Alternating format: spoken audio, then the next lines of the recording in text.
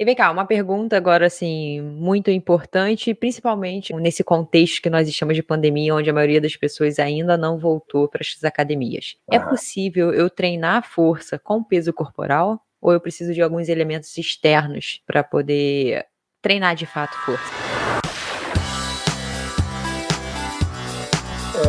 Elementos externos são muito bem-vindos, até porque normalmente a gente interage com alguma coisa quando a gente vai produzir força dentro de um mundo real, mas é super viável, super possível a gente conseguir trabalhar essa valência sem nenhum aparato, só com o nosso peso corporal. A gente só precisa entrar mais uma vez naquela ideia de desfavorecer as nossas posições. A gente precisa nos colocar em contextos desfavoráveis. Assim, eu vou dar um exemplo. Na flexão de braços, por exemplo, bem clássico, você vai deitar no chão e você vai se empurrar, vai se afastar do chão com os braços.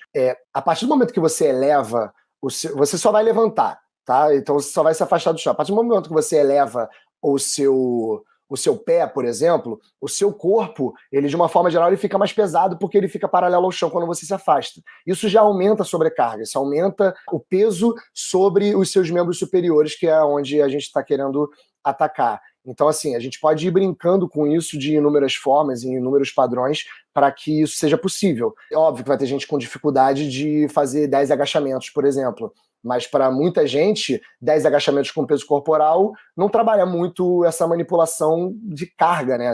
As 10 repetições vão ter muita sobra, não vão ser 10 repetições máximas, por exemplo, mas você pode trabalhar outros padrões, pelo menos você pode trabalhar de outras formas, sei lá, começar a ir para unilateral, ou começar a ir para amplitudes maiores, enfim. A gente consegue trabalhar bem, sim. E aumentar a velocidade aumenta a força, Samu? Assim, fisicamente sim, né? Só que teoricamente é um outro tipo de força.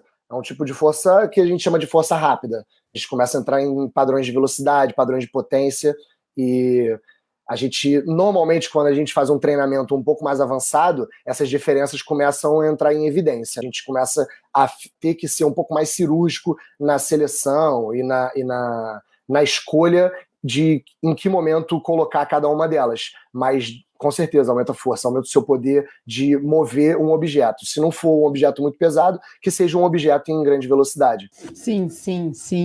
Tô te perguntando isso de propósito, óbvio, porque foi uma estratégia que eu usei bastante nesse ano, visto que eu fiquei um ano sem treinar na academia, só treinando em casa. Então, a velocidade foi uma variável que eu explorei bastante nesse último ano. A Rafa viu o meu futebol ontem, como eu tô veloz, só que não.